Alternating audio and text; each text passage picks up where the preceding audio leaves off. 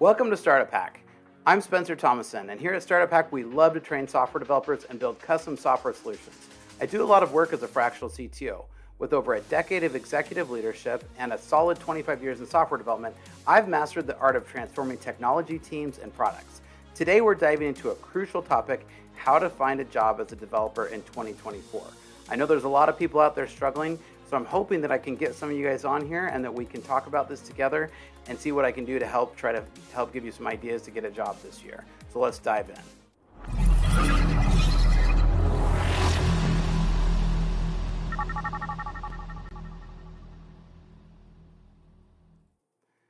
All right, so again here, and I've talked about this before, and if you haven't seen some of my earlier videos, make sure you go back and check those out, because if you subscribe to the channel and go back and watch some of these, especially some of our lives, I know that it can be a daunting task right now to find a job as a software developer in 2024. The market is really tricky right now. So in my 25 years, I've been through the dot-com bust, I've been the 2008, 2009 crash, COVID, and now this. So let me share some things with you that I've done when I've had a hard time finding a job. In the past, I've never had a super hard time, but when I've helped other people try to network to find jobs, and I really have seen people who have really followed this always end up landing a job sooner or later. So the very first thing that I would say is keep your chin up. Losing your job is tough. It's not just tough, it's gut-wrenching. It feels like you got kicked in the stomach, or even lower than the stomach, if you know what I mean. Each time I've been laid off in my career, my wife and I never tell anybody for the first few days or even up to a week, because there's such a range of emotions that you're going to go through. So the very first thing I'd say is allow yourself that time, sit in it a little bit. And from my reading with other people, I know I'm not alone in this. Give yourself a little bit of space.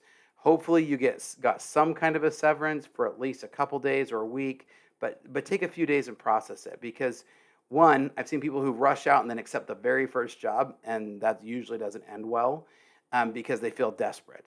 Slow down, take a little bit of time, and regroup, and just take yourself and pull back and dig in, because it's going to be a daunting task, especially this year, to find a job.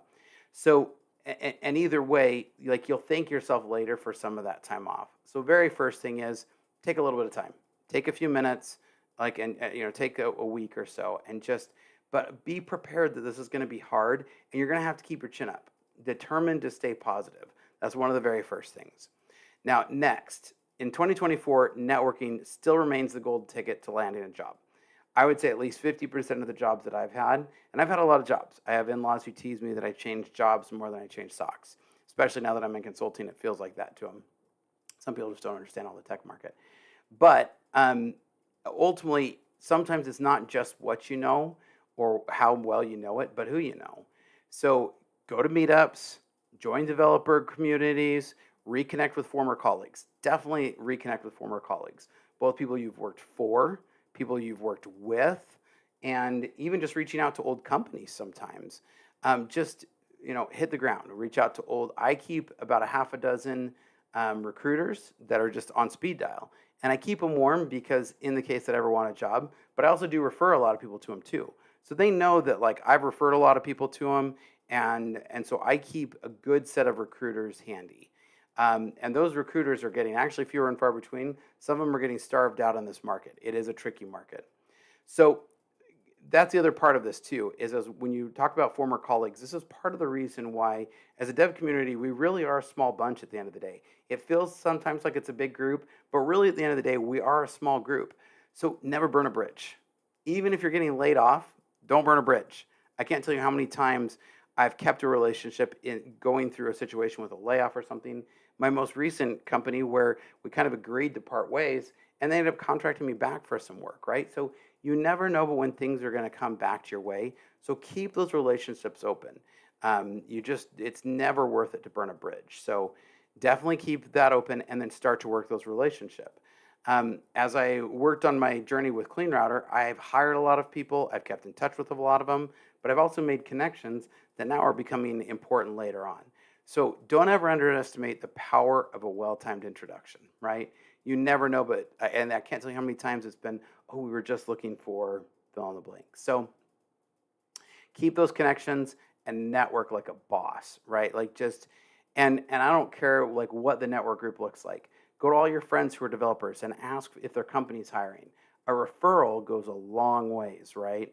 And so even if you know people who are developers, work their connections too. And so that's one of the first things. So keep your chin up, network like a boss. Those are the first two. All right, next one. Keep your skills sharp and relevant. So the tech industry evolves very rapidly, and you've got to stay relevant. This is totally crucial. So continuously learn new programming languages, new frameworks, and tools. Like for instance, right now, if you haven't started to delve into AI, dive in. Start an AI project of your own, right? Platforms like Udemy, Coursera, and even YouTube offer courses to keep you up to date. So when we first started CleanRouter, we really had to adapt to new technologies, and so self-learning became huge. And I learned right then that if I was going to stay relevant in the technology field, I had to stay competitive and really stay, on demand. So make sure you're relevant. Make sure you're coding up to date. That's a huge part. And so, again, if you haven't hit AI, if you're not the latest on cybersecurity, like dive into some of those. So make sure you stay ahead of the curve so you can stay employable. Because there's nothing worse than like, oh, well, I haven't written code, and that's going to build me into another one here. But is that don't let your skills get out of date, right? So stay sharp. So stay optimistic, keep your chin up, network like a boss, keep your skills sharp and relevant. And that goes in the next one. Build your online presence, right? So I'm going to switch my screens here really quick. Let me get this. So one of the first things that I did when I decided to go out onto my own and to start really leveraging and growing the consulting side of StartupHakk was I made sure that I put together a really good page for my consulting, right? That's a huge part of this, is to make sure that my consulting page stays up to date and relevant. So let me share my screen here. So this is the page that I put together, right? And made sure that I'm really highlighting my skills. Of course, made a YouTube video about it, right? Because that's what we do. But you should too, right? Like, it's a great idea to be able to send on a resume with a YouTube link so people can hear you and see you talk about yourself, talk about, your core competencies. And so, this has really helped, and I've had a lot of really good positive feedback about this. So make sure that you really, put something out there so you can stay online and stay relevant, right? Because this is going to be a big part of making sure and how you present yourself to people. Resumes are great. Make sure your LinkedIn is updated, right? Make sure your LinkedIn is updated. If you've contributed to open source projects, include GitHub links on there, only if they're projects you want people to see your code, right? And then also consider writing like a technical blog, right? So it's really cheap to spin up a server. You can get a $5 droplet on DigitalOcean, throw WordPress onto it, voila. If you need help with that, hit me up. But from there, you've got yourself a digital presence, and that's really important. And you want to be able to showcase your expertise and your passion for development. So in 2024, a strong online presence can be really a differentiator, right, from some of the competition. And unfortunately, at the end of the day, when you are interviewing, every other developer is competition, right? So you can check out my page, startuphakk.com/Spencer, right? And that's a good example. And that's just kind of how I have started to put myself out there. Now, the next part is to tailor your application, right? So gone are the days that you can just take one resume and blast it out to everybody. What I try to do is I try to make sure I read the job post, go look at their website, learn a little bit about the business, tailor my cover letter for sure, and then usually even tweak my resume a point or two, and then send that off, right? So you can't just spray and pray with all of the different postings, and it's really easy to do that. But then at the end of the day, once you do tailor those applications, make sure you really are spending a good solid hour or two a day posting on a lot of these jobs, right? It is work. If it's your new full-time job is looking for a new job. But again, that goes back to the point one. It can feel like you're getting kicked in the stomach, right? So just stay positive. Keep upbeat, like you will find a job, okay? And then obviously utilize platforms like Indeed, LinkedIn, and other niche job boards. One of the other things I tell people to do all the time is drive around to companies, or just get on Google Map and go click around at companies in your area. Go look up and see if they're hiring. There's a lot of people who put job opportunities out on their site and don't put them on LinkedIn or Indeed. I've found a couple of jobs that way and helped other people land jobs that way too. So, make sure you also are looking around, right? And then set up alerts for your matching results, right? So tailor your search results for jobs that are specific to you, right? And so in 2024, a strategic approach is to use these job platforms and stay significant. So lastly, the last part I would say is don't be idle. Idle is never good for anybody. And when you're going into an interview, the best way to answer a question is with an example.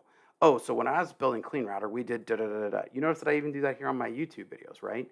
I'll be talking about a principle and I'll be like, well, and so when I did StartupHakk, when I launched StartupHakk at first, we did this, this, this. Oh, when we built Clean Router, we did this, this, and this. And so you definitely want to not be idle. So get onto Upwork, go post somewhere. I don't even care if you're freaking paying them to hire you. Stay relevant, build those jobs, build those skills. You never know when one of those will turn into a permanent position, but ultimately I've found that you can't steer a parked car, right? Or like you've heard it with a bike, but a parked car too, right? So you can't steer a parked car. Keep moving forward. If you're just sitting on the couch watching, Netflix, feeling sorry for yourself, that's not going to help you find a job, nor will you look confident. If you are busy and you're working on, even if they're just your own projects, or if they are a project for somebody else, one, some revenue coming in is better than no revenue.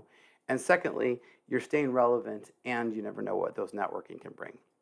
Now, I want to switch back over to this because obviously I try to stay really close in touch with the job market. And so we are just starting to see this little bit of a trend in 2024 to start to tick up. And I think we're seeing this. I think we're going to see an improved economy. I think people are figuring out AI is actually going to create more jobs, especially in development, than it's going to remove. This is a very in-depth report. I'm not going to take you through all of this today, but the long and short of this is that, and this is a great report, so I can put this report in there. But essentially, that he a lot of his stuff agrees with what I'm telling you here. But I think we're seeing the market trend back toward this. I know recently I've been talking to a couple of developers who were in consulting, and they're starting to get offers for job offers. We're definitely starting to see 2024 peak back out of this a bit. And that's really normal. As the Fed starts to talk about lowering interest rates, we're going to see people start to pick projects off the shelf, right? But the other part too is as you open yourself up to consulting, you'll stay you keep your skills relevant, stay optimistic, and as you do, I really believe that you'll end up landing a job here in 2024. I know that I'm seeing a huge uptick in requests on consulting jobs. We're definitely starting to see, I think, some of the early signs of the market coming back. And I think given some of the things that we're seeing in politics on both sides of the aisle, we're seeing things that are going to drive some of those labor back to the U.S. And I think really start to see increase on that. So that's what I've got for you guys today. Again, these are just some of my tips. And I've been in the industry for a long time. And I've been laid off, I think 4 times technically. The last time was kind of mutual. But I know how it feels when you're getting laid off. Keep your chin up. Keep going forward. Keep driving. I promise you that there's good jobs out there. The tech industry is still thriving. It's not gone away. Keep driving for it. Keep working hard and stay optimistic. And as always, make sure you like and subscribe to the channel. We try to bring you guys a lot of really good content. So as you want to keep your skills relevant, make sure that you're hitting these contents. We have hundreds of code samples. If you got laid off, I've got 500 code samples for you guys to go through, and I'm not exaggerating. Go hit the links and go hit follow our channel, and we got lots of different code samples that you guys can do. And if you want to sharpen your skills on any of the specifics, let me know. And I'm always looking to hire great contractors, so throw me your resume, Spencer at StartupHakk.com, and we will catch you guys next time. Make sure you like and subscribe to the channel because we bring you lots of great tutorials and tips that every developer should know. See you next time.